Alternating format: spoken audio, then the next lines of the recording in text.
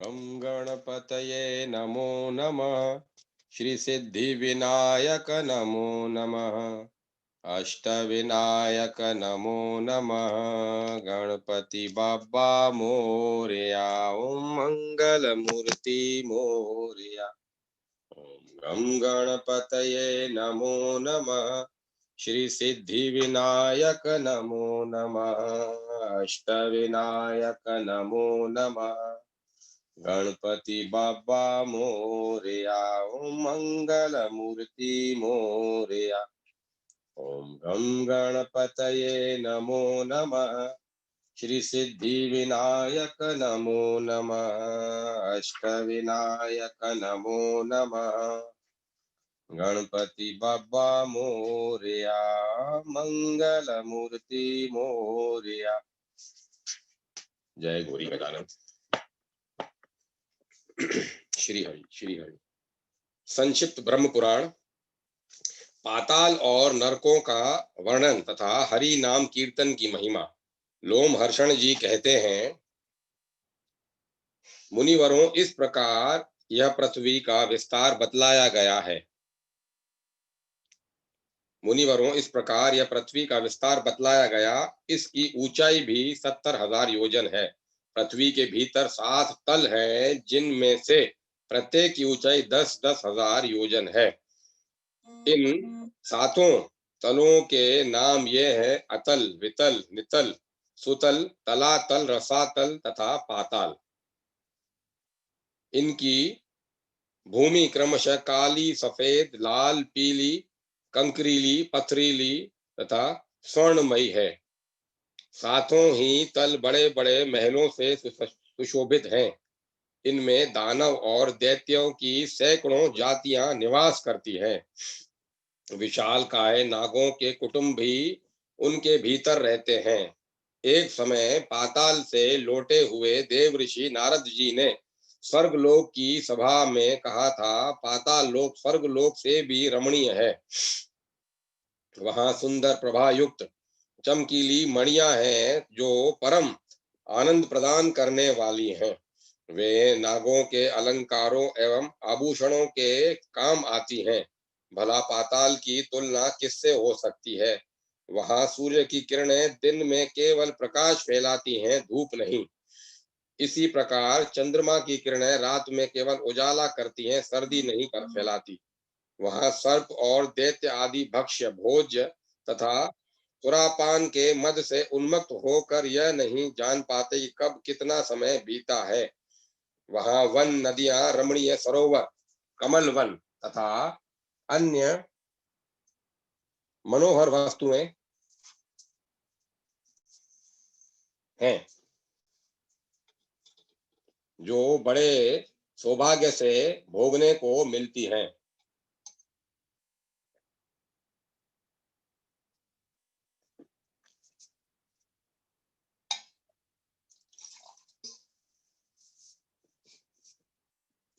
पाताल निवासी दानव, दैत्य तथा सर्पगण सदा ही उन सब का उपभोग करते हैं।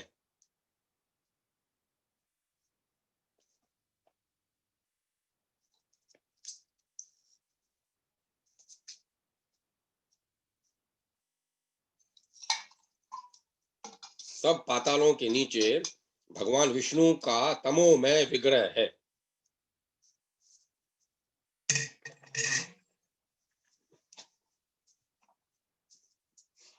जिसे शेषनाग कहते हैं। दैत्य और दानव उनके गुणों का वर्णन करने में समर्थ नहीं है। सिद्ध पुरुष उन्हें अनंत कहते हैं। देवता और देव ऋषि उनकी पूजा करते हैं। वे सहस्त्रों मस्तकों से सुशोभित हैं। स्वास्तिकाकार निर्मल आभूषण उनकी शोभा बढ़ाते हैं। वे अपने फणों की सहस्त्रों मणियों से संपूर्ण दिशाओं को प्रकाशित करते हैं तथा संसार का कल्याण करने के लिए संपूर्ण असुरों की शक्ति हर लेते हैं।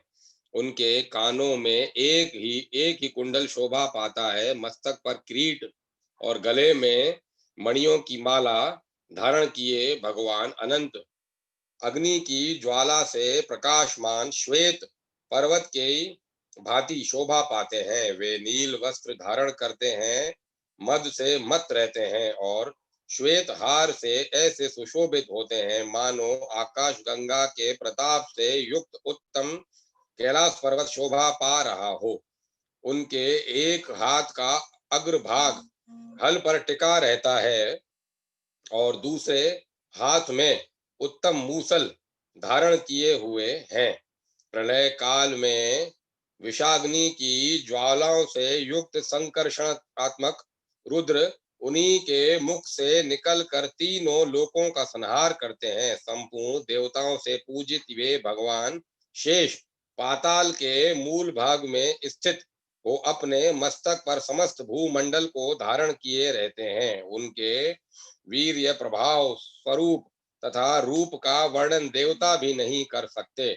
जिनके मस्तक पर रखी हुई समूची पृथ्वी उनके फणों की मणियों के प्रकाश से लाल रंग की फूलमाला सी दिखाई देती है, उनके पराक्रम का वर्णन कौन कर सकता है। भगवान अनंत जब जवाई लेते हैं उस समय पर्वत समुद्र और वनों सहित यह सारी पृथ्वी डोलने लगती है। गंधर्व अप्सराएं सिद्ध किन्नर और सर्प कोई भी उनके गुणों का अंत नहीं पाते। इसीलिए उन अविनाशी प्रभु को अनंत कहते हैं।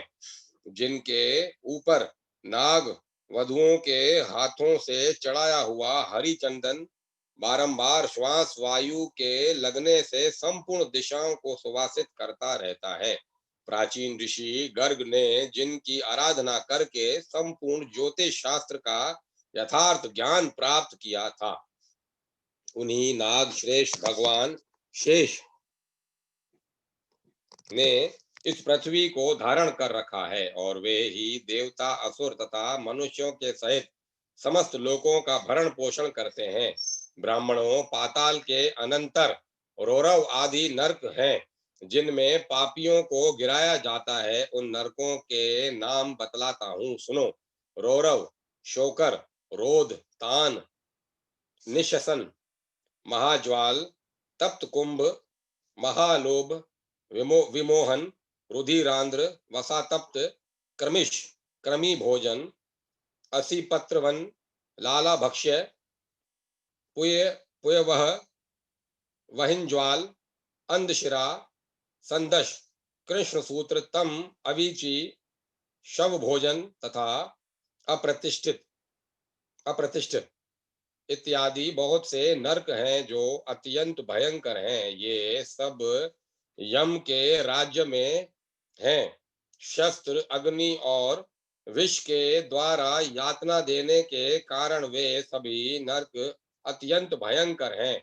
जो मनुष्य पाप कर्मों में लगे रहते हैं वे ही उन नरकों में गिरते हैं। जो झूठी गवाही देता है, पक्षपात पूर्वक बोलता तथा असत्य भाषण करता है, वह मनुष्य रौरव नरक में पड़ता है। जो गर्भ के बच्चे की हत्या कराता, गुरु के प्राण लेता, गाय को मारता तथा दूसरों के श्वास रोक कर मार डालता है, वे सभी घोर रौरव नरक में गिरते हैं। शराबी, ब्रह्म हत्यारा, स्वर्ण की चोरी करने वाला तथा अन्य पापियों से संसर्ग रखने वाला मानव शोकर नरक में जाता है। जो क्षत्रिय और वैश्य की हत्या करता, गुरु पत्नी से संसर्ग रखता, बहन के साथ विचार करता तथा राजदूत के प्राण लेता है, वह तप्त कुंभ नामक नरक में पड़ता है। जो शराब तथा सिंह को बेचता और अपने भक्त का त्याग करता है, वह तप्त लो नामक नरक में गिरता है। पुत्री और पुत्र वधु के साथ समागम करने वाला पापी महाज्वाल नामक नरक में गिराया जाता है। जो नीच अपने गुरुजनों का अपमान करता, उन्हें गालियां देता, वेदों को दूषित करता, उन्हें बेचता तथा अगम्या स्त्रियों के साथ समागम करता है, वे सभी शबल नामक नरक में जाते हैं। चोर तथा मर्यादा के कलंक लगाने वाला मनुष्य विमोह नामक नरक में गिरता है।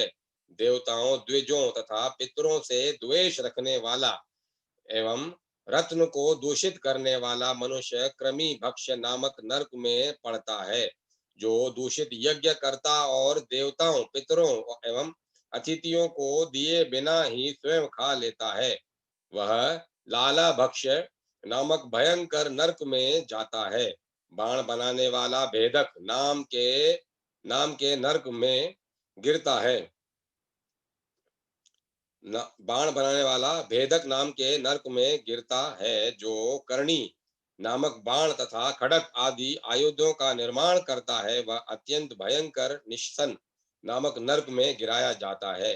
जो द्विज नीच प्रतिग्रह स्वीकार करता है, यज्ञ के अनाधिकारियों से यज्ञ करवाता है तथा केवल नक्षत्र बताकर जीविका चलाता है, वह अधोमुख नामक नरक में जाता है। जो अकेला ही मिठाई खाता है, वह मनुष्य कृमि कुएं नामक नरक में जाता है। लाख मांस, रस, तिल और नमक बेचने वाला ब्राह्मण भी उसी नरक में जा पड़ता है। बिल्ली, मुर्गी, बकरा, कुत्ता, सुअर तथा चिड़िया पालने वाला जो भी कृमि कुएं में ही गिरता है। जो ब्राह्मण रंगमंच पर नाचकर जीविका चलाता है, नाव चलाता, जारज मनुष्यों का अन्न खाता, दूसरों को जहर देता, चुगली खाता, भैंस भैंस से जीविका चलाता, पर्व के दिन स्त्री संभोग करता, दूसरों के घर में आग लगाता, मित्रों की हत्या करता, शकुन बताकर पैसे लेता, गांव भर की प्रोहिती करता तथा सोम रस बेचता है, वह रुधिरांध नामक नरक में गिरता है। भाई को मारने वाला और समूचे गांव को नष्ट करने वाला मनुष्य वैतरणी नदी में जाता है। जो वीर्य पान करते, मर्यादा तोड़ते, अपवित्र रहते और बाजीगर से जीविका चलाते हैं, वे कृच्छ नामक नरक में गिरते हैं। जो अकारण ही जंगल कटवाता है, वह 80 पत्र वन नामक नरक में जाता है। भेड़ के व्यापार से जीविका चलाने वाले और मृगों का वध करने वाले व्रहिज्वाल नामक नरक में गिराए जाते हैं। जो व्रत का लोप करने वाले तथा अपने आश्रम से भ्रष्ट हैं, वे दोनों ही संदश नरक की यातना में पड़ते हैं। जो मनुष्य ब्रह्मचारी होकर दिन में सोते और स्वप्न में वीर्यपात करते हैं तथा जो लोग अपने पुत्रों द्वारा पढ़ाए जाते हैं, वे शभोजन शवभोजन नामक नरक में गिरते हैं। ये तथा और भी सहस्त्रों नरक हैं, जिनमें पापी मनुष्य यातनाओं में डालकर पीड़ित किए जाते हैं। ऊपर जो पाप गिनाए गए हैं, उनके अतिरिक्त दूसरे भी सहस्त्रों प्रकार के पाप हैं, जिनका फल नरक में पड़े हुए पापी जीव भोगते हैं। जो लोग मन, वाणी और क्रिया द्वारा अपने वर्ण और आश्रम के विपरीत आचरण करते हैं, वे नरकों में पड़ते हैं। नरक में पड़े हुए जीव नीचे मुंह करके लटका दिए जाते हैं और उसी अवस्था में वे स्वर्ग में सुख भोगने वाले देवताओं को देखते हैं। इसी प्रकार देवता भी उक्त अवस्था में पड़े हुए नरक के जीवों को देखते रहते हैं। ऐसा होने से उनके धर्म के प्रति श्रद्धा और पाप के प्रति विरक्ति बढ़ती है। स्थावर, कीट, जलचर, पक्षी, पशु, मनुष्य, धर्मात्मा, देवता तथा मोक्ष प्राप्त महात्मा, ये क्रमशः एक से दूसरे सहस्त्र गुने श्रेष्ठ हैं। महर्षियों ने पापों के अनुरूप प्रायश्चित भी बतलाए हैं। स्वयंभू, मनु आदि स्मृतिकारों ने बड़े पाप के लिए बड़े और छोटे पाप के लिए छोटे प्रायश्चित बतलाए हैं। वे सब तपस्या रूप है। तपस्या रूप जो समस्त प्रायश्चित हैं, उन सब में भगवान श्री कृष्ण का निरंतर स्मरण श्रेष्ठ है। पाप कर लेने पर जिस पुरुष को उसके लिए पश्चाताप होता है, उसके लिए एक बार भगवान श्री हरि का स्मरण कर लेना ही सर्वोत्तम प्रायश्चित है। प्रातः काल, रात्रि, संध्या और मध्याह्न आदि में भगवान नारायण का स्मरण करने वाला मनुष्य तत्काल पाप मुक्त हो जाता है। भगवान विष्णु के स्मरण और कीर्तन से समस्त कलेश राशि के क्षीण हो जाने पर मनुष्य मुक्त हो जाता है। विप्रवरों, जप, होम और अर्चन आदि के समय जिसका मन भगवान वासुदेव में लगा होता है, वह तो मोक्ष का अधिकारी है। उसके लिए फल रूप से इंद्र आदि के पद की प्राप्ति विघ्न मात्र है। कहाँ तो जहां से पुनः लौटना पड़ता कहा तो जहां से पुनः लौटना पड़ता है, ऐसे स्वर्गलोक में जाना, और कहा मोक्ष के सर्वोत्तम बीज वासुदेव मंत्र का जप। इसमें इनमें कोई तुलना नहीं है। इसीलिए जो पुरुष रात दिन भगवान विष्णु का स्मरण करता है, वह अपने समस्त पातकों का नाश हो जाने के कारण कभी नरक में नहीं पड़ता। एक ही वस्तु समय समय पर दुख, सुख, ईर्ष्या और क्रोध का कारण बनती है, अतः केवल दुख रूप वस्तु कहाँ से आई? वही वस्तु पहले प्रसन्नता का कारण होकर फिर दुख देने वाली बन जाती है, फिर वही क्रोध और प्रसन्नता का भी हेतु बनती है। इसीलिए कोई भी वस्तु न तो दुख रूप है और न सुख रूप। वह सुख और दुख आदि तो मन का विकार मात्र है। ज्ञान ही परब्रह्म का स्वरूप है और अज्ञान बंधन का कारण है। यह संपूर्ण विश्व ज्ञान स्वरूप है। ज्ञान से बढ़कर कुछ भी नहीं है। ब्राह्मणों, विद्या और अविद्या को भी ज्ञान रूप ही समझो। इस प्रकार मैंने तुमसे समस्त भूमंडल, पाताल, नरक, समुद्र, पर्वत, द्वीप, वर्ष तथा नदियों का संक्षेप से वर्णन किया। अब और क्या सुनना चाहते हो? ग्रहों तथा भुवों आदि लोकों की स्थिति, श्री विष्णु शक्ति का प्रभाव तथा शिशुमार चक्र का वर्णन। मुनियों ने कहा, महाभाग लोमहर्षण जी, अब हम भूवः आदि लोकों का, ग्रहों की स्थिति का तथा उनके परिमाण का यथार्थ वर्णन सुनना चाहते हैं। आप कृपा पूर्वक बतलाएं ये। लोमहर्षण जी बोले, सूर्य और चंद्रमा की किरणों से समुद्र, नदी और पर्वतों सहित जितने भाग में प्रकाश फैलता है, उतने भाग को पृथ्वी कहते हैं। पृथ्वी विस्तृत होने के साथ ही गोलाकार है। पृथ्वी से 1 लाख योजन ऊपर सूर्य मंडल की स्थिति है और सूर्य मंडल से लाख योजन दूर चंद्र मंडल की स्थिति है। चंद्र मंडल से लाख योजन ऊपर संपूर्ण नक्षत्र मंडल प्रकाशित होता है। नक्षत्र मंडल से 2 लाख योजन ऊंचे बुध की स्थिति है। बुध से 2 लाख योजन ऊपर शुक्र की स्थिति है। शुक्र से 2 लाख योजन तथा मंगल से 2 लाख, शुक्र से 2 लाख योजन मंगल तथा मंगल से 2 लाख योजन ऊंचे देव गुरु बृहस्पति स्थित हैं। बृहस्पति से 2 लाख योजन ऊपर शनेश्चर हैं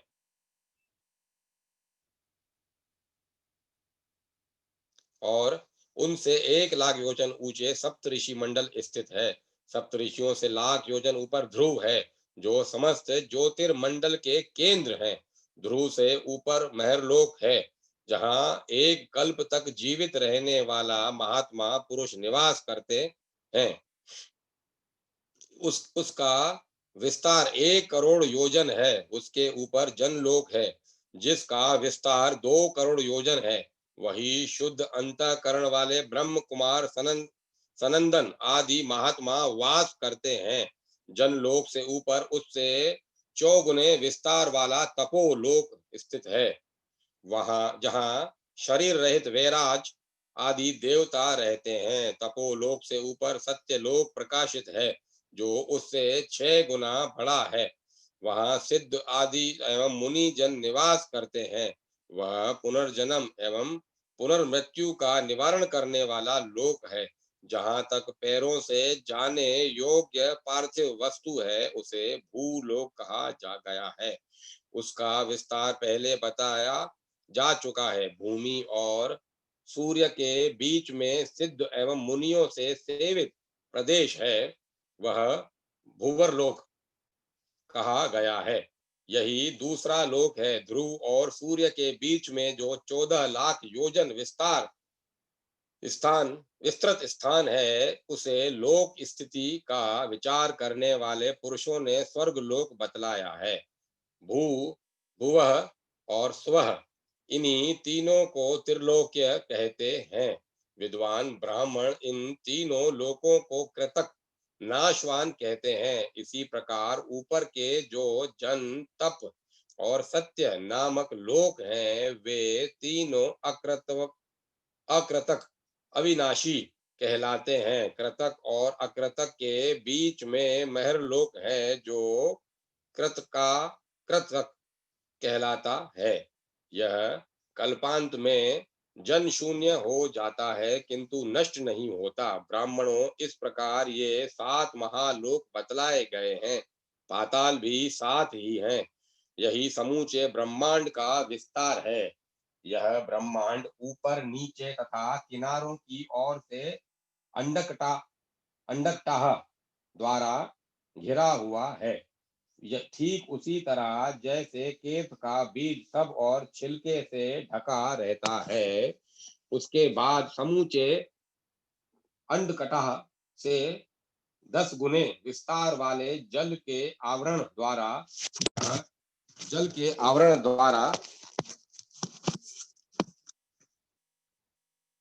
यह ब्रह्मांड आवृत है। इसी प्रकार जल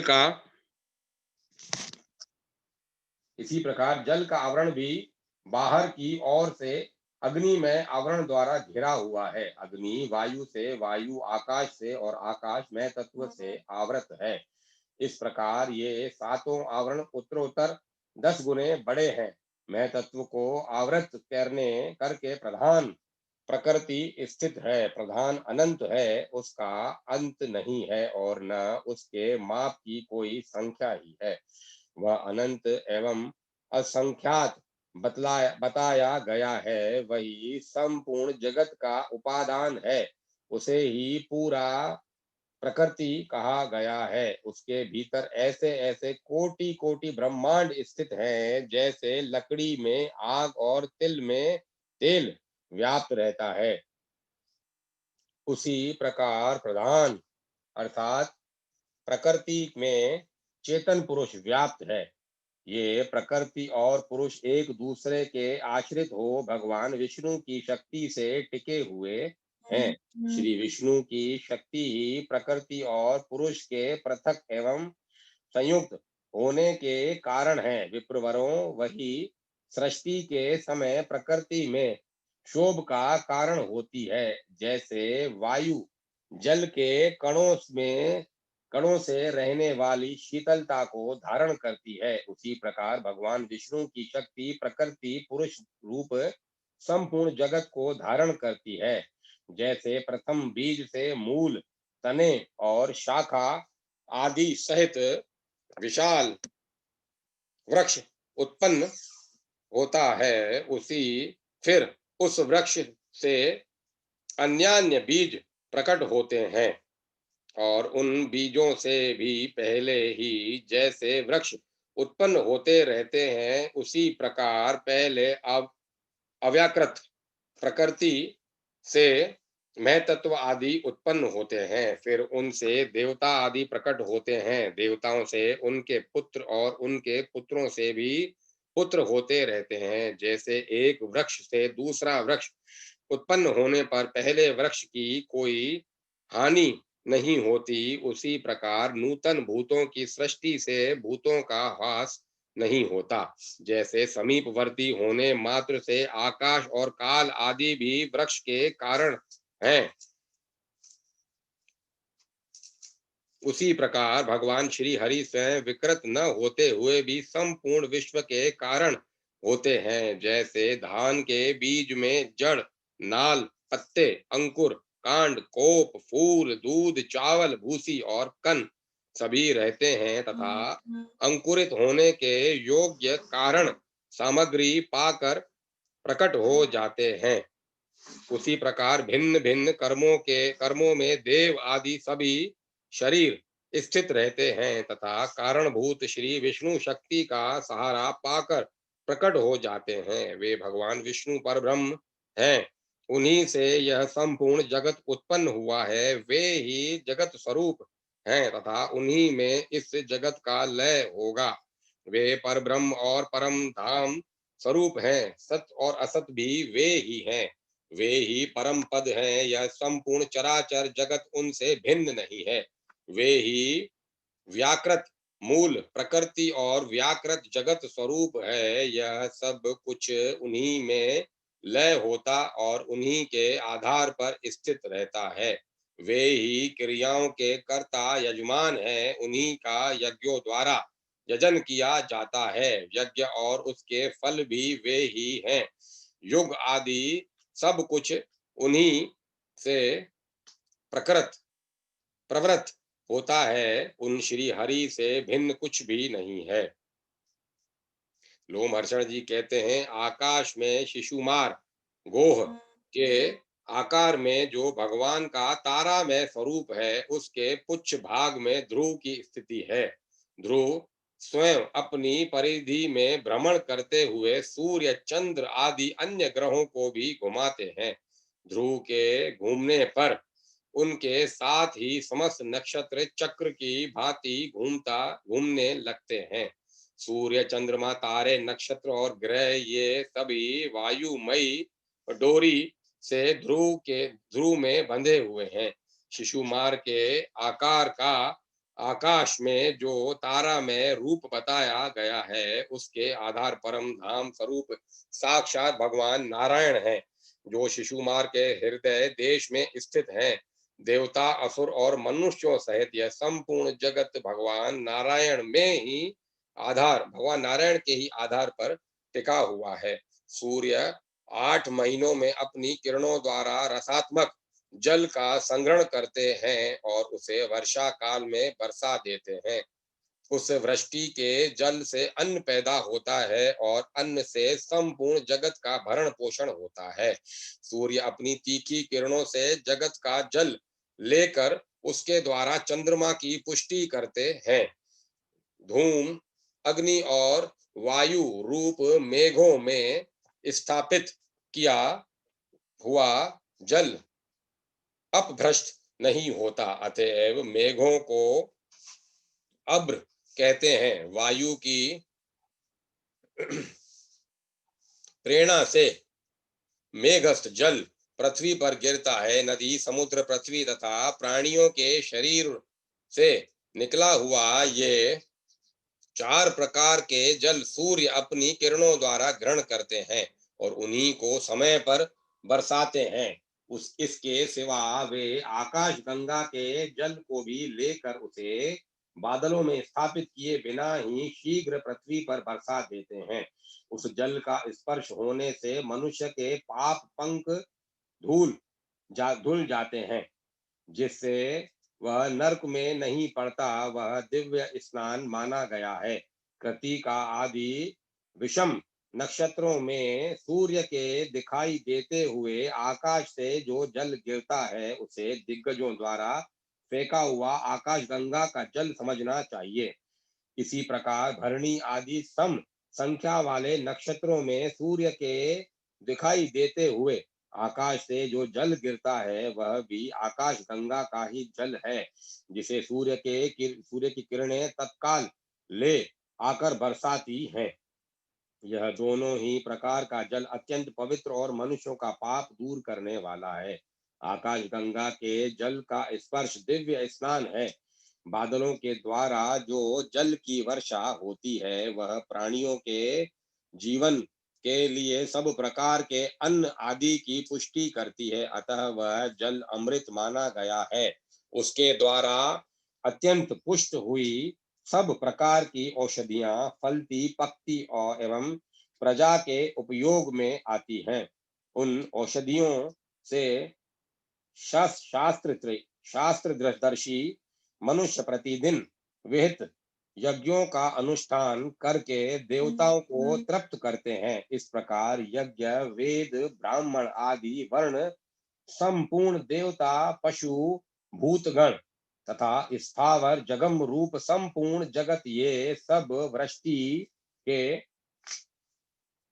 द्वारा ही धारण किए गए हैं। वृष्टि सूर्य के द्वारा होती है। सूर्य के आधार ध्रुव, ध्रुव के शिशुमार चक्र और शिशुमार चक्र के आश्रय साक्षात भगवान नारायण हैं। वे शिशुमार चक्र के हृदय देश में स्थित हैं। वे ही संपूर्ण भूतों के आदि पालक तथा सनातन प्रभु हैं। मुनिवरों, इस प्रकार मैंने पृथ्वी, समुद्र आदि से युक्त ब्रह्मांड का वर्णन किया। अब और क्या सुनना चाहते हो?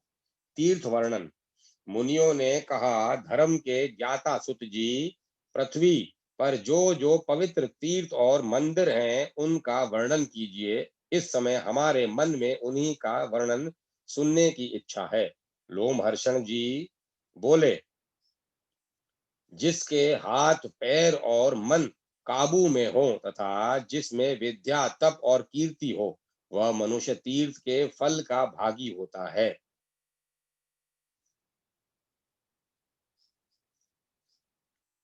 पुरुष का शुद्ध मन, शुद्ध वाणी और वश में की हुई इंद्रियां, ये शारीरिक तीर्थ हैं। जो स्वर्ग का मार्ग सूचित करती हैं। भीतर का दूषित चित्त तीर्थ स्नान से शुद्ध नहीं होता। जिसका अंतःकरण दूषित है, जो दंभ में रुचि रखता है और जिसकी इंद्रियां चंचल हैं,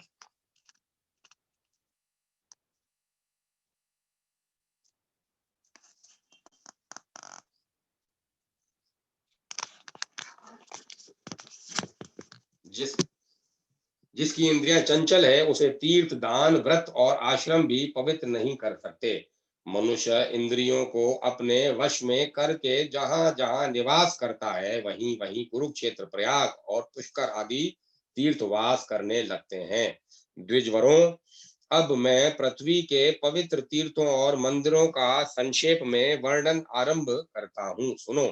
पुष्कर, नैमिषारण्य, प्रयाग, धर्माण्य, धेनुक, चंपारण्य, सेंधवारण्य, मगधारण्य, दंडकारण्य, गया, प्रभास, श्री तीर्थ, कनखल, भृगु, तुंग, हिरण्याक्ष, भीमारण्य, कुक्षस्थली, लोहाकुल, केदार, मंद्राण्य, महाबल, कोटि तीर्थ, रूप तीर्थ, शूकर, चक्र तीर्थ, योग तीर्थ, सोम तीर्थ, शाखोटक, कोकामुख, बद्रीशैल, तुंगकूट, स्कंदाश्रम, अग्निपद, पंचशिख, धर्मोद्भव धर्मोद्भव, बंद प्रमोचन, गंगाद्वार, पंचकूट, मध्य केसर, चक्र प्रभ, मतंग, कुशदंड, दृष्टाकुंड, विष्णु तीर्थ,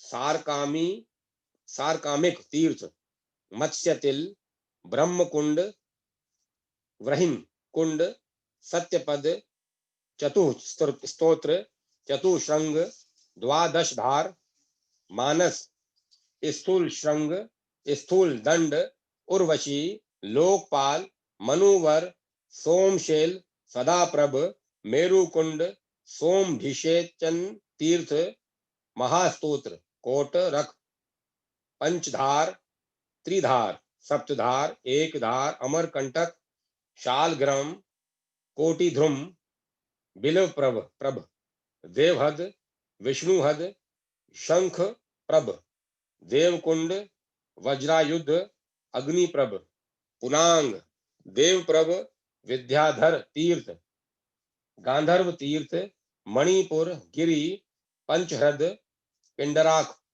मलव, गो प्रभाव, गोकर, गोवर, वटमूल, स्नान दंड, विष्णुपद, कन्याश्रम, वायुकुंड, जम्बू मार्ग, गभिष्टि तीर्थ, यजाति पतन, भद्रवट, महाकाल वन, नर्मदा तीर्थ, तीर्थ वज्र, अर्बुज, पिंड तीर्थ, वशिष्ठ तीर्थ, प्रतु संगम, देवोर, देव दुर्वासिक,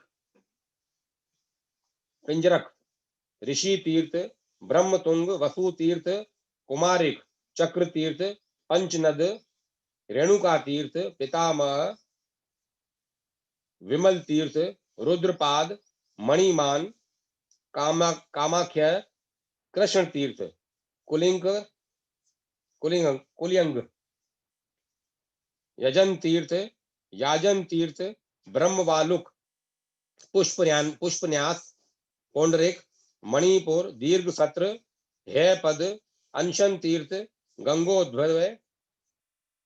गंगोद्भेद, शिवोद्भेद, नर्मदोद्भेद,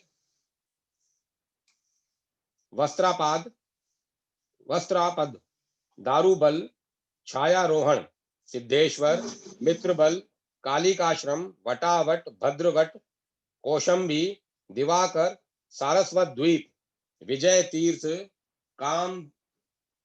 कामद तीर्थ, रुद्रकोटि, सुमन तीर्थ, समंत पचक, ब्रह्म तीर्थ, सुदर्शन तीर्थ, पारी पलव, प्रथुदक, दशा शमेदिक, साक्षिद, विजय, पंचनद, वाराह, यक्षिणी ह्रद, पुंडरीक, सोम तीर्थ, मुचवट, बद्रीवन, रत्नमूलक, सर्वलोक द्वार, पंच तीर्थ, कपिला तीर्थ, सूर्य तीर्थ, शंखनी तीर्थ, शरंखनी तीर्थ, गोभवन तीर्थ, यक्षराज तीर्थ, ब्रह्मावर्त, कामेश्वर, मातृ तीर्थ, शातवन तीर्थ, स्नान, लोमापह, मासन सरक, केदार,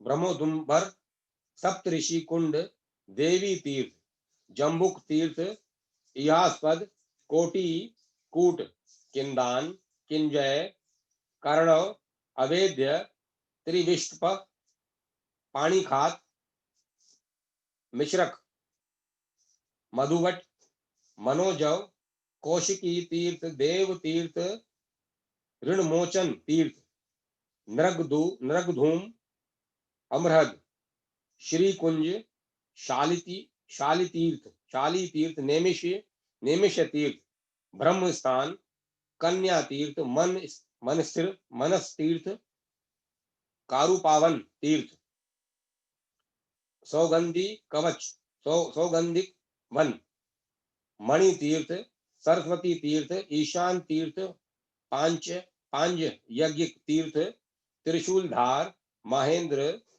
देवस्थान, कृताल्य, शांखभरी, देव तीर्थ, सुवर्ण तीर्थ, कलिहरद, क्षीरश्रव, विरूपाक्ष, भृगु तीर्थ, कोशंभ तीर्थ, ब्रह्म योनि, नील पर्वत, कुब्जाम्बक, वशिष्ठ पद, स्वर्ग द्वार, प्रजा द्वार, कलिकाश्रम, रुद्राव्रत, सुगंधाश्रव, कपिलावन, भद्र कर्णहद्र, शंख कर्णहद्र, सप्त सारस्वत,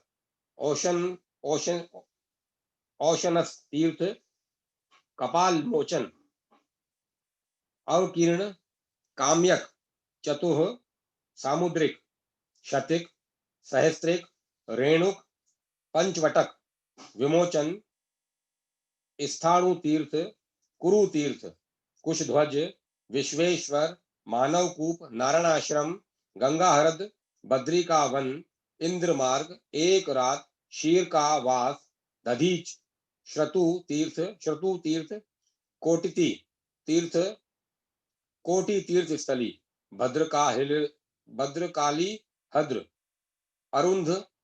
अरुंधति वन, ब्रह्माव्रत, अश्ववेदी, कुब्जावन, यमुना प्रभ, वीर, प्रमोश, सिंधुथ, ऋषिकुल्या, कृतिका, उर्वशी, उर्वी संक्रमण, माया विद्योद्भव, महाश्रम, वेतसी का, सुंदरी काश्रम, बाहु तीर्थ, चारु नदी, विमलाक्षोक, मार्कंडे तीर्थ, सितोद, मत्स्योदरी, सूर्यप्रभ, अशोकवन, अरुणास्पद, सितोद, मत्स्योदरी, सूर्यप्रभ, अशोकवन, अरुणास्पद, शुक्र तीर्थ, वालुका तीर्थ, पिशाचन, पिशाच पिशा पिशाच मोचन, सुभद्राहद्र, विरल दंड कुंड, चंडेश्वर तीर्थ, ज्येष्ठ स्थान हद, ब्रह्मसर, जेगिश व्यागुहा, हरिकेशवन, अजामुखसर, घंटा कर्ण हरद, करकोटक वापी, स्पोदपान, श्वेत तीर्थ हद्र, घरघरी का कुंड, श्यामा कूप, चंद्रिका तीर्थ, शमशान स्तंभ कूप, विनायक हद्र, सिंधु कूप, ब्रह्मसर, रुद्रा, नाग तीर्थ, पुलोम तीर्थ, भक्त हद्र, शीरसर, प्रेताधार,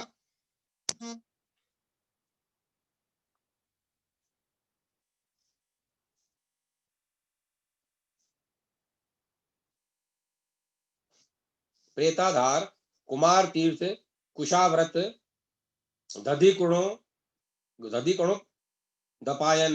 दपानक, श्रृंग तीर्थ, महातीर्थ, महानदी, गए शीर्ष, अक्षयवट, कपिलाहाद, ग्रंद्र वट, सावित्री हद, प्रभासन, शीतवन, योनि द्वार, धन्यक, कोकिला तीर्थ, मतंग हद, पितृकूप, सप्तकुंड, मणिरत्न हद्र, कौशिक तीर्थ, भरत तीर्थ, ज्योतिष, ज्येष्ठालिका तीर्थ, कल्पसर, कुमार धारा, श्रीधारा, गौरी शिखर, चुना कुंड, नंदी तीर्थ, कुमार वास, श्रीवास, कुंभ कर्ण हर्द, कौशिकी हद्र, धर्म तीर्थ, काम तीर्थ, उदालक तीर्थ, संध्या तीर्थ, लोहितार्ण, क्षणोद्भव, वंश गुल्म, ऋषभ, काल तीर्थ, पुण्यावर्ती हद, बद्री का आश्रम, राम तीर्थ, पितृवन, गिरजा तीर्थ, कृष्ण तीर्थ, कृष्ण भट्ट, रोहिणी कूप, इंद्रधुम्न सरोवर, सानुग्रत, महेंद्र, श्रीनद, ईशु तीर्थ, वार्षभ तीर्थ, कावेरी हृद, गोकर्ण, गायत्री स्थान, बद्री हृद, मध्य स्थान, विकर्ण जाति हद्र, देवकूप, कुशप्रथन, सर्व देवव्रत, कन्याश्रम हृद, वालखिल्य हृद तथा अखंडित हद्र, ये सब पवित्र तीर्थ हैं जो मनुष्य इन तीर्थों में उत्तम श्रद्धा से संपन्न हो उपवास एवं इंद्रिय संयम पूर्वक विधिवत स्नान, देवता ऋषि मनुष्य तथा पितरों का तर्पण, देवताओं का पूजन एवं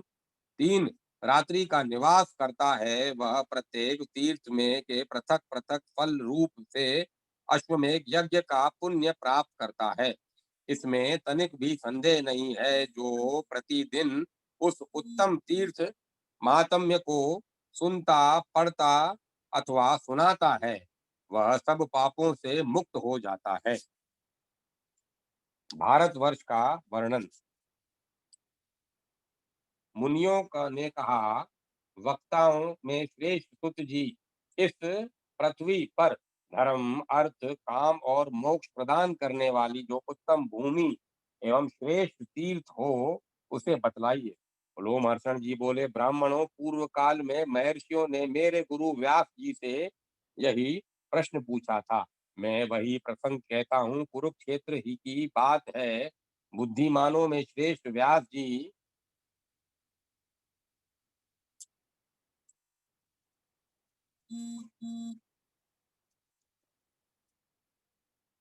बुद्धिमानों में श्रेष्ठ व्यास जी, जो सब शास्त्रों के विद्वान, महाभारत के रचयिता, अध्यात्म निष्ठ, सर्वज्ञ, सब भूतों के हित में संलग्न, पुराण और आगमों के वक्ता तथा वेद वेदांगों के पारंगत पंडित हैं, अपने परम पवित्र आश्रम में बैठे हुए थे। भांति भांति के पुष्प उस आश्रम की शोभा बढ़ा रहे थे। उसी समय उत्तम व्रत का पालन करने वाले अनेक महर्षि उनके दर्शन के लिए आए। कश्यप, जमदग्नि, भारद्वाज, गौतम, वशिष्ठ, जैमिनी, धौम्य, मार्कंडेय, वाल्मीकि, विश्वामित्र, शतानंद, वात्स्यय, गार्ग्य, आसुरी, समंतु, भार्गव, कंड, मेधातिथि, मांडव्य, च्यवन, ध्रुव, असित, देवल, मौद्गल्य, तृणयज्ञ, पिपलाद, अकृतवर्ण, संवर्त, कौशिक, रेभ्य, मैत्रेय, हरित, शांडिल्य, विभाण्य, दुर्वासा, लोमश, नारद, पर्वत, वेश, चंपायन, गाल्व, भास्करी, पूर्ण, सुत, पुलस्त्य, कपिल, पुलह, देवस्थान, सनत कुमार, पेल, कृष्ण तथा कृष्णानु भौतिक, ये तथा और भी बहुत से मुनिवर सत्यवती नंदन व्यास को घेर कर बैठ गए। उनके बीच में व्यास जी नक्षत्रों से घिरे हुए चंद्रमा की भांति शोभा पाते थे। कुछ बातचीत के बाद उन्होंने व्यास जी से अपना संदेह इस प्रकार पूछा। मुनि बोले, मुने, आप वेद, शास्त्र, पुराण, तंत्र शास्त्र, महाभारत, भूत, वर्तमान, भविष्य तथा संपूर्ण वांग्मय का ज्ञान रखते हैं। यह संसार एक समुद्र के समान है,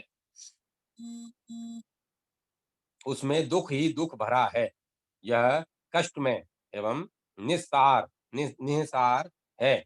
यह इस भयानक भवसागर में राग रूपी ग्राह रहते हैं। यह विषय रूपी जल से भरा रहता है, इंद्रियां ही इसमें भंवर है। यह क्षुधा, पिपासा आदि सैकड़ों उर्मियों से व्याप्त है। इसे मोह रूपी कीचड़ ने मलिन बना रखा है। लोभ की गहराई के कारण इसके पार जाना अत्यंत कठिन है। हम देखते हैं कि संपूर्ण जगत इसमें डूबकर कोई सहारा न पा सकने के कारण अचेत बहा जा रहा है। अतः आपसे पूछते हैं, इस भयंकर संसार में कौन सा साधन कल्याणकारी है? यह इस बात का उपदेश देकर आप संपूर्ण लोकों का उद्धार कीजिए। इस पृथ्वी पर जो परम दुर्लभ मोक्षदायक क्षेत्र एवं कर्म भूमि है, उसे बतलाइए, हम उसका श्रवण करना चाहते हैं। व्यास जी ने कहा, पूर्व काल में महर्षियों का ब्रह्मा जी के साथ जो संवाद हुआ था, उसे आप सब लोग सुने। नाना रत्नों से विभूषित मेरुगिरी के विशाल शिखर पर भगवान ब्रह्मा जी विराजमान थे। देवता, दानव, गंधर्व, यक्ष, विद्याधर, नाग, मुनि और तथा सिद्ध उनकी सेवा में उपस्थित थे। उस समय भृगु आदि महर्षियों ने पितामह को प्रणाम करके इस प्रकार प्रश्न किया। भगवान, इस पृथ्वी पर कर्म भूमि कौन है तथा दुर्लभ मोक्ष क्षेत्र कौन है, यह बताने की कृपा करें। ब्रह्मा जी बोले, मुनिवरों सुनो, इस पृथ्वी पर भारतवर्ष को कर्म भूमि बतलाया गया है। वह परम प्राचीन वेदों से संबंध रखने वाला तथा भोग और मोक्ष प्रदान करने वाला उत्तम क्षेत्र है।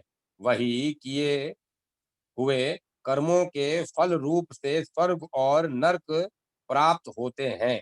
भारतवर्ष में पाप या पुण्य करके मनुष्य निश्चय ही उसके अशुभ अथवा शुभ फल का भागी होता है। वहाँ ब्राह्मण आदि वर्ण भली भांति संयम पूर्वक रहते हुए अपने अपने कर्मों का अनुष्ठान करके उत्तम सिद्धि को प्राप्त होते हैं। भारतवर्ष में संयमशील पुरुष धर्म, अर्थ, काम और मोक्ष सब कुछ प्राप्त करता है। इंद्र आदि देवताओं ने भारतवर्ष में शुभ कर्मों का अनुष्ठान करके देवत्व प्राप्त किया है। इनके सिवा अन्य जितेंद्रिय पुरुषों ने भी भारतवर्ष में शांत, वितराग एवं मात्सर्य रहित जीवन बिताते हुए मोक्ष प्राप्त किया है।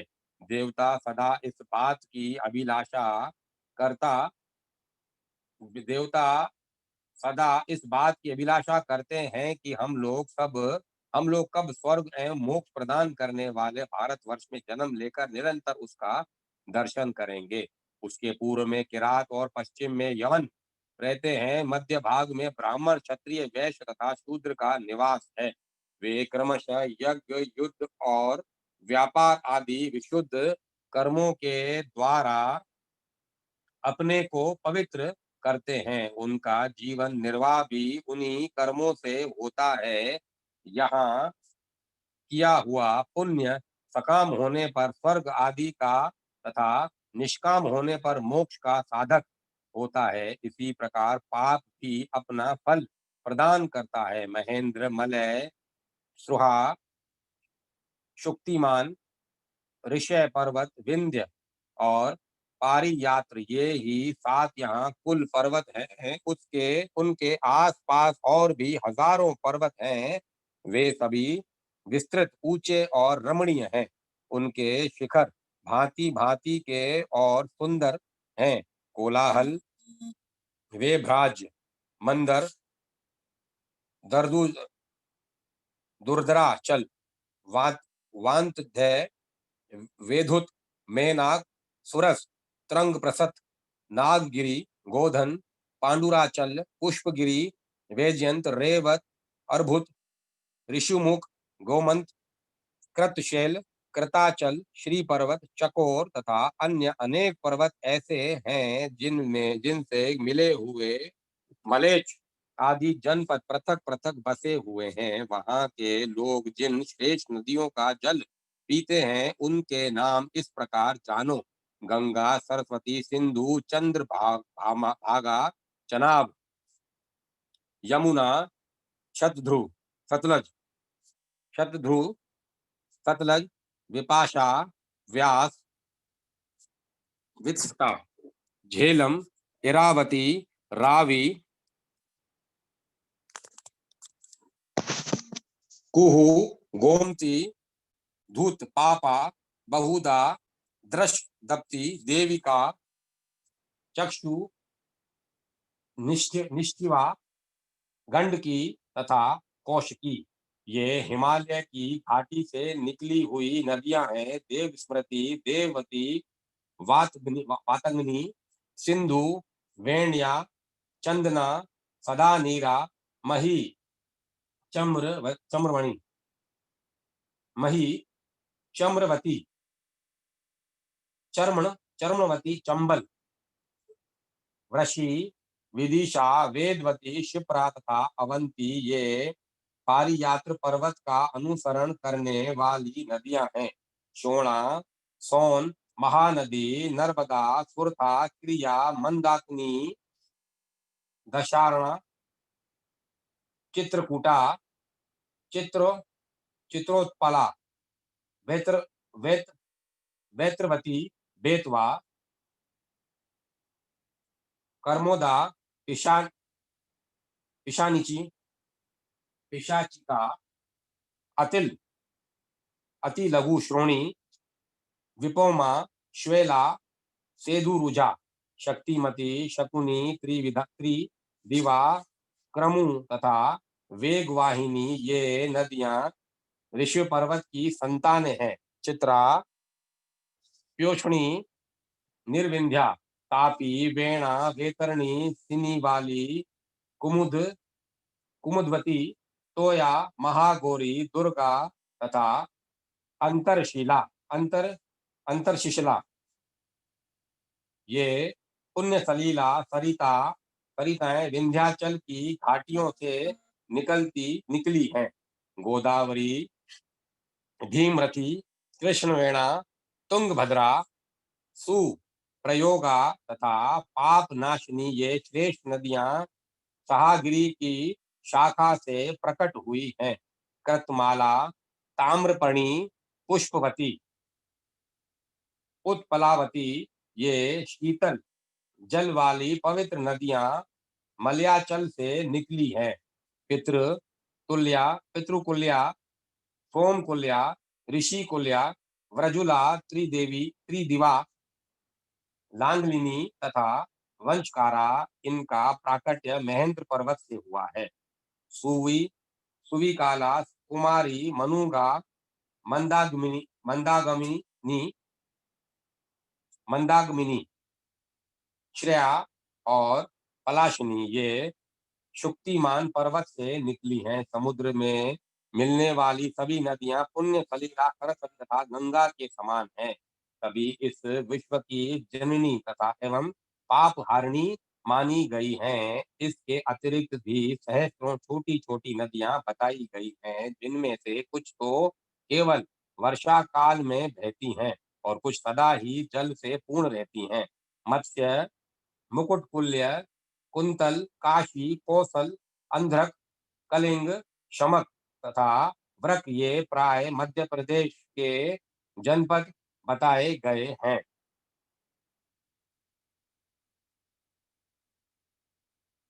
सहाय पर्वत के उत्तर का प्रदेश, जहाँ गोदावरी नदी बहती है, संपूर्ण भूमंडल में सर्वाधिक मनोरम है। वानप्रस्थ और संन्यास आश्रम के धर्मों का पालन करने से जो फल होता है, कुआं, बावली आदि खुदवाने, बगीचे लगाने, यज्ञ करने तथा अन्य शुभ कर्मों के अनुष्ठान से जो फल मिलता है, वह सब केवल भारतवर्ष में ही सुलभ है। ब्राह्मणों, भारतवर्ष के समस्त गुणों का वर्णन करने से कौन समर्थ हो सकता है? इस प्रकार मैंने भारतवर्ष का वर्णन किया। यह सबसे उत्तम, सब पापों का नाश करने वाला, पवित्र, धन्य और तथा बुद्धि को बढ़ाने वाला है। जो सदा अपनी इंद्रियों को वश में रखकर इस प्रसंग का पाठ या श्रवण करता है, वह सब पापों से मुक्त हो भगवान विष्णु के लोक में जाता है।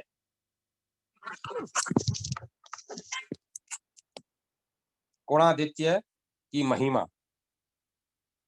ब्रह्मा जी कहते हैं, भारतवर्ष में दक्षिण समुद्र के किनारे औंड्र देश के नाम से विख्यात एक प्रदेश है, जो स्वर्ग एवं मोक्ष देने वाला है। समुद्र से उत्तर विरज मंडल तक का प्रदेश पुण्यात्माओं के संपूर्ण गुणों द्वारा सुशोभित है।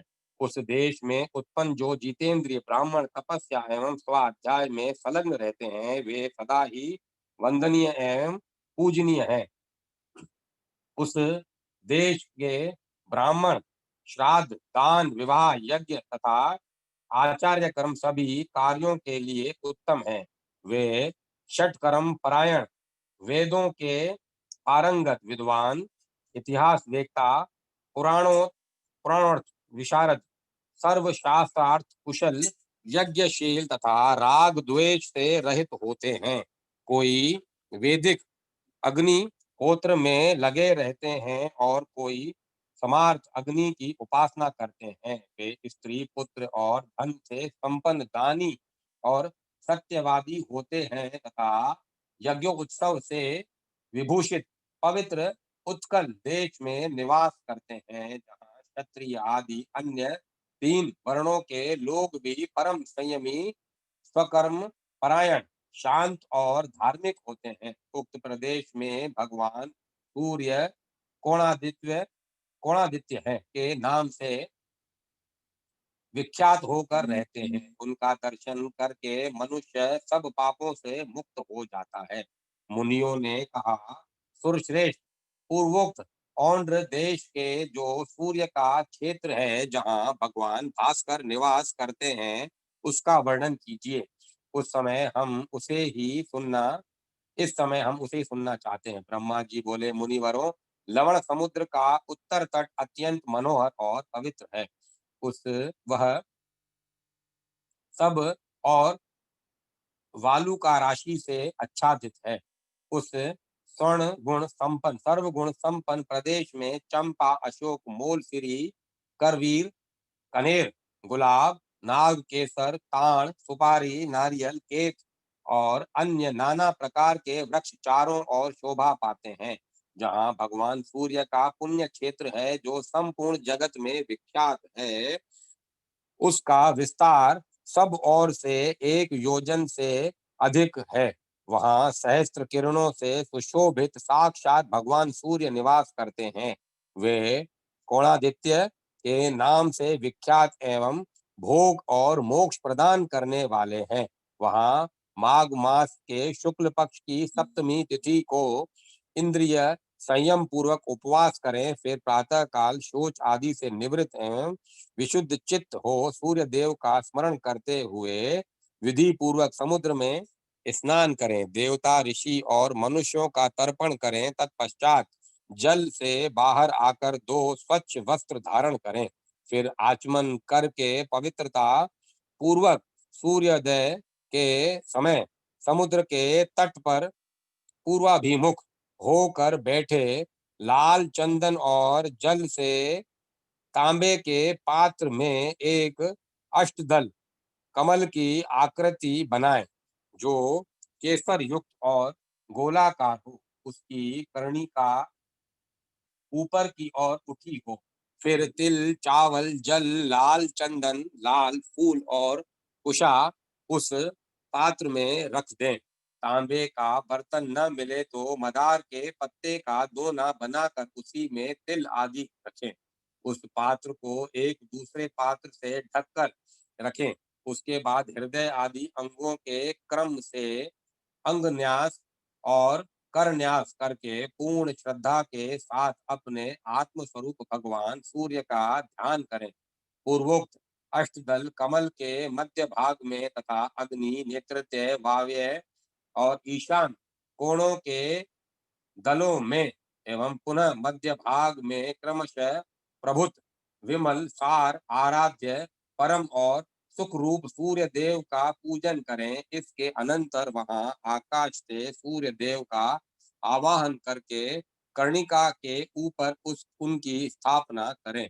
तत्पश्चात हाथों से सुमुख, संपुट आदि मुद्राएं दिखाएं। फिर देवता का स्नान आदि कराकर एकाग्र चित्त हो इस प्रकार ध्यान करें। भगवान सूर्य श्वेत कमल के आसन पर तेजो मंडल में विराजमान है। उनकी आंखें पीली और शरीर का रंग लाल है।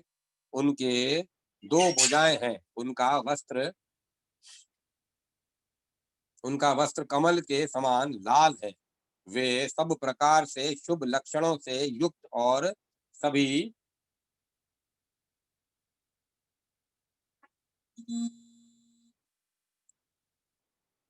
वे सब प्रकार से शुभ लक्षणों से युक्त और सभी तरह से के आभूषणों से विभूषित है। उनका रूप सुंदर है। वे वर देने वाले शांत एवं प्रभा पुंज से दे दीप्तिमान है। तदंतर उदय काल में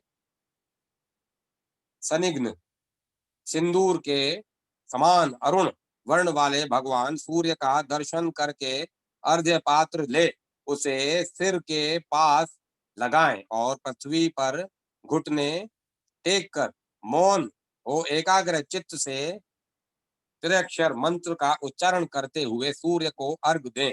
जिस पुरुष को दीक्षा नहीं दी गई है, वह भाव युक्त श्रद्धा के साथ सूर्य का नाम लेकर ही अर्घ्य दे, क्योंकि भगवान सूर्य भक्ति के द्वारा ही वश में होते हैं।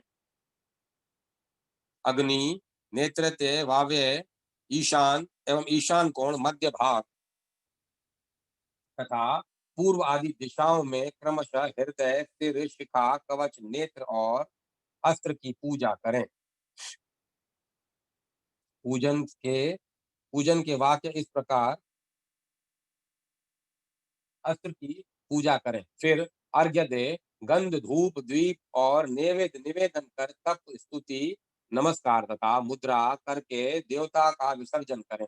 जो ब्राह्मण, क्षत्रिय, वैश्य, स्त्री और शूद्र अपनी इंद्रियों को वश में रखते हैं, वे सदा संयम पूर्वक भक्ति भाव और विशुद्ध चित्त से भगवान सूर्य को अर्घ देते हैं। वे मनोवांछित भोगों का उपभोग करके परम गति को प्राप्त होते हैं। जो मनुष्य तीनों लोकों को प्रकाशित करने वाले आकाश विहारी भगवान सूर्य की शरण लेते हैं, वे सुख के भागी होते हैं। जब तक भगवान सूर्य को विधि पूर्वक अर्घ न दे लिया जाए, तब तक श्री विष्णु, शंकर अथवा इंद्र का पूजन नहीं करना चाहिए। अतः प्रतिदिन पवित्र हो प्रयत्न करके मनोहर फूलों और चंदन आदि के द्वारा सूर्य देव को अर्घ देना चाहिए। इस प्रकार जो सप्तमी तिथि को स्नान करके शुद्ध एवं एकाग्र चित्त हो सूर्य को अर्घ देता है, उसे मनोवांछित फल प्राप्त होता है। रोगी पुरुष रोग से मुक्त हो जाता है, धन की इच्छा रखने वाले को धन मिलता है, विद्यार्थी को विद्या प्राप्त होती है और पुत्र की कामना रखने वाला मनुष्य पुत्रवान होता है। इस प्रकार समुद्र में स्नान करके सूर्य को अर्घ्य दे पुनः उन्हें प्रणाम करें। फिर हाथ में फूल लेकर मौन हो सूर्य के मंदिर में जाएं।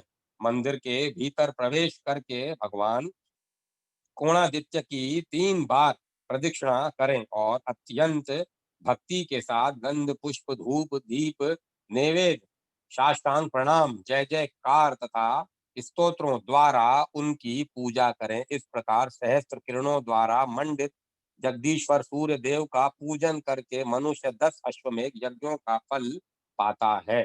इतना ही नहीं, वह सब पापों से मुक्त हो दिव्य शरीर धारण करता है और अपने आगे पीछे की 7 पीढ़ियों का उद्धार करके सूर्य के समान तेजस्वी एवं इच्छा अनुसार गमन करने वाले विमान पर बैठकर सूर्य के लोक में जाता है।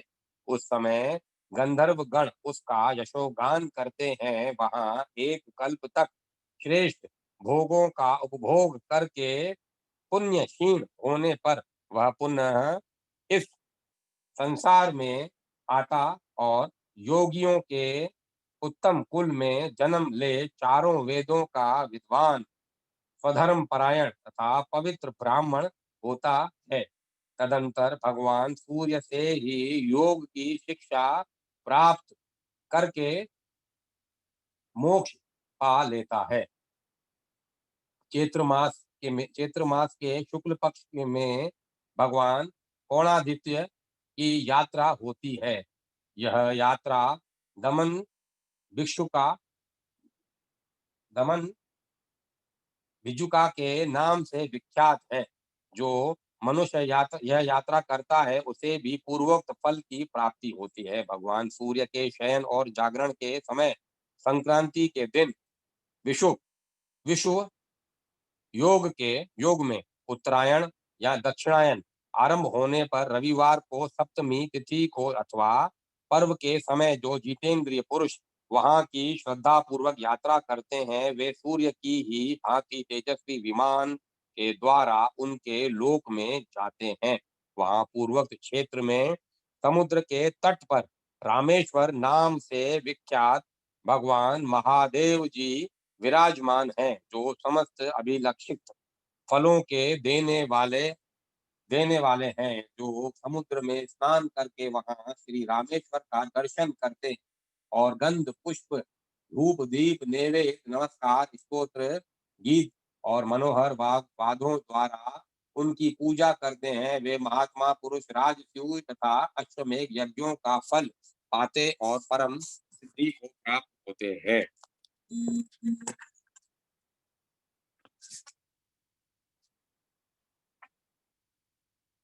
भगवान सूर्य की महिमा। अब मैं कथा को यहीं विराम देता हूँ।